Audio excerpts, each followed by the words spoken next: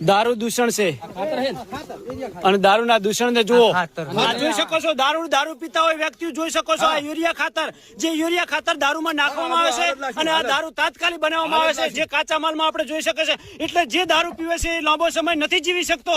તો જે દારૂ પીતા હોય એ લોકોએ સમગ્ર વિચારવા કરવા જેવી બાબત છે. આ કાચા માલમાં તમે જોઈ શકો છો, આ દારૂનું બનાવવાની પ્રક્રિયા છે અને આ કાચો માલ હાલ જ નાશ પામે છે અને આ કાચા માલનો નાશ કરવામાં આવે છે, જેમાં યુરિયા ખાતરનો ઉપયોગ કરવામાં આવે છે.